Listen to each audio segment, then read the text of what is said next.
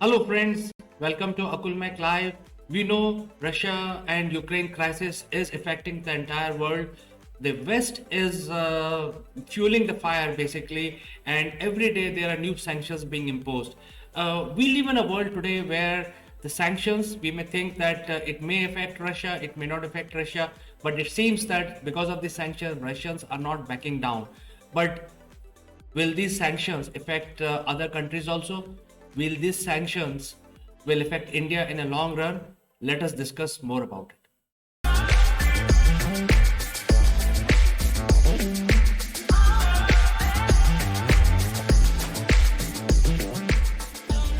There are many sanctions imposed on Russia. There are everyday new sanctions coming out either from EU or US or some other country. Now they're getting into Sony not releasing their pictures. These are not sanctions, but then there are already sanctions. It appears that the West has exhausted all their options in terms of putting sanctions on Russia. In my opinion, the biggest one out of all of these sanctions, which may impact Russia and also other countries, is the sanctions related to SWIFT. What is SWIFT? SWIFT is a transaction system which is based on telecom network. It has been running since 1971, and this is the base of all transaction systems where people transfer money from one country to other. Today, there are 200 countries which use SWIFT for their financial transactions across the world, and these are all message-based financial transactions completely secured by SWIFT. SWIFT as an organization is a Belgium-based company, but their biggest establishment is in the United States of America, and almost every country in the world uses SWIFT today. Almost 200 member countries are using SWIFT today, and whenever there are some sanctions, the this is also one of the sanctions which are imposed.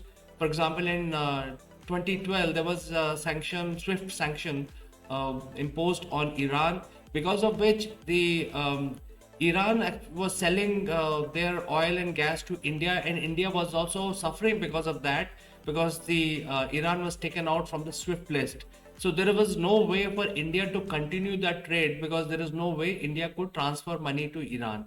So in my opinion, this is something which is very, very big. And as you know, that SWIFT sanction, because of the SWIFT sanction, the revenue of the Central Bank of Russia is already has come down by almost 80% or 70%, some crazy figures.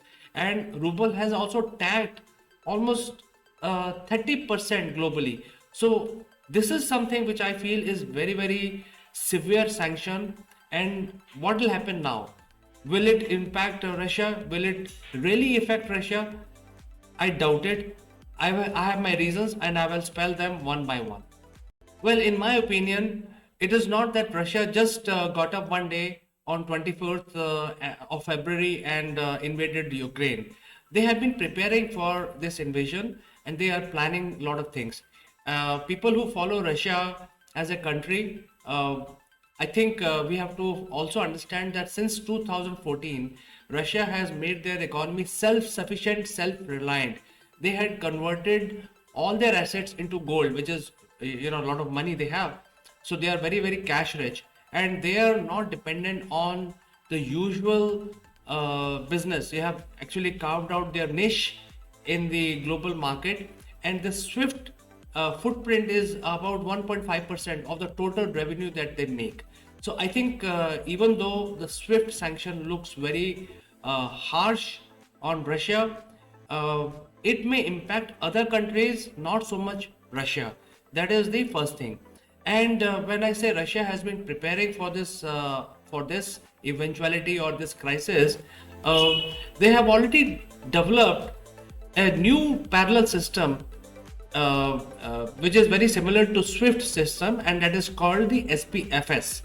This is a system which Russia has been using, and there are 400 partners already. There are few countries who are part of SPFS, and there are some private companies also who are using SPFS for transfer of funds from Russia and vice versa. So they have already developed a system, and their dependency on Swift network is only 1.5%. Similar to Russia, even China has their own payment systems that is called CIPS, which is based on yuan as a currency. But CIPS is not very popular because it has certain limitations, and it is only used for transfer of funds into China for buying any commodity from China. So it is a system which is already in place, which is similar to SWIFT system, not very popular, not as popular as SPFS also.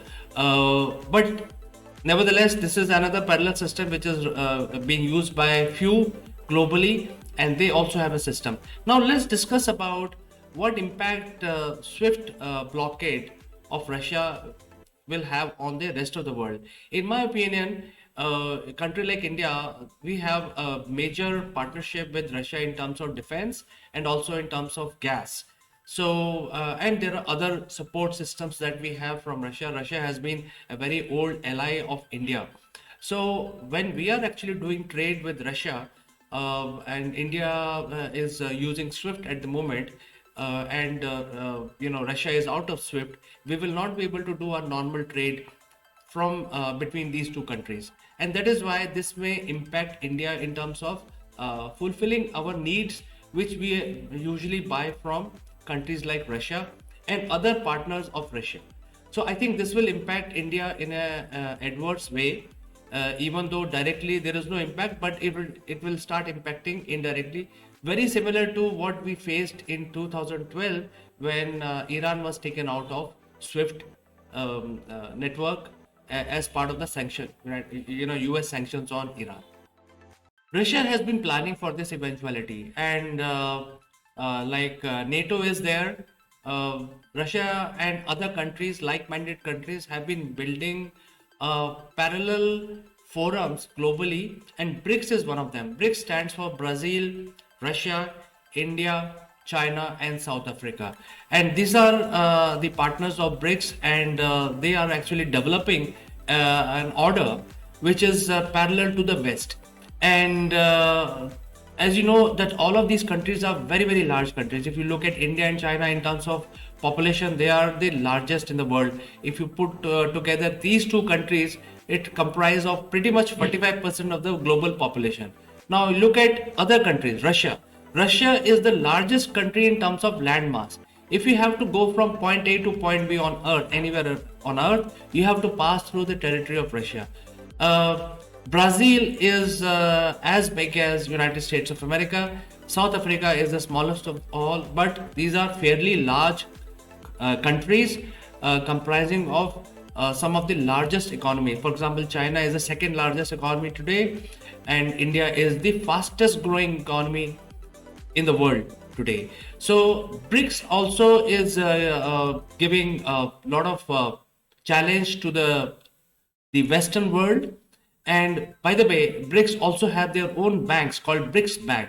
So it is very easy for Russia to kickstart and start investing more on the BRICS and activating the BRICS Bank as an alternative method for SWIFT payments. Well, India is not far behind in terms of preparing themselves for any eventuality. In fact, the India so far stands non-aligned with any group. They have successfully managed to stay out of all conflicts, because war is a very bad thing.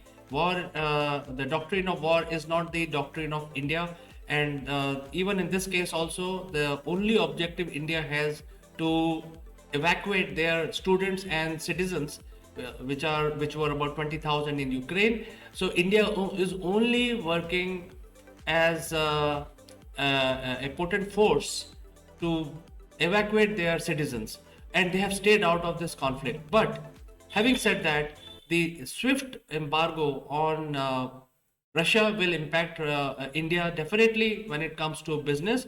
And India is also working on a very popular system called UPI. And in fact, most of the people who are watching this video, and if they're Indian, they would know what is UPI. UPI is a micro payment platform which is very, very, very, very widely used across India.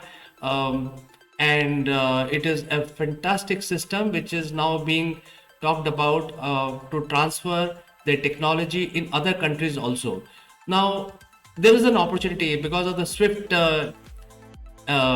blockade of Russia. There could be an opportunity where UPI, which is already recognized globally and being talked about, a lot of countries have shown interest in UPI, Indian UPI, which is developed by the NPCI, which is stands for National Payments Corporation of India, and also hosted by NPCI.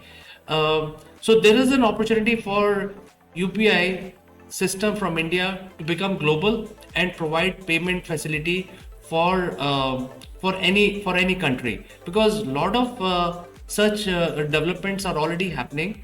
UPI is already connected with Pay Now of Singapore. So it is just a matter of time. I think we should take this very, very seriously when it comes to providing the making sure that we take care of our interest as a country, and do not lose out because of this swift because of this war which is going on, or the swift blockade of Russia. So here is an opportunity which is a very, very robust system from India to become really global. So I can end my video today here with intention of asking my banking colleagues, industry colleagues, to give their views on this subject, because personally I feel that there is an opportunity for India to elevate the UPI to a global standard, and truly become a platform which is parallel to Swift, and become more popular and acceptable platform for payments. A lot of countries, as I said, have already shown interest in technology transfer, but I want to hear from my banking colleagues who have worked with me in the past, also the IT banking solutions company colleagues, what they feel about this subject. If they have a comment, they have an opinion, or people by and large who are watching this, what is their opinion? I will be very, very eager to hear from them. And for today, I like to say goodbye, only to catch you in the next one again.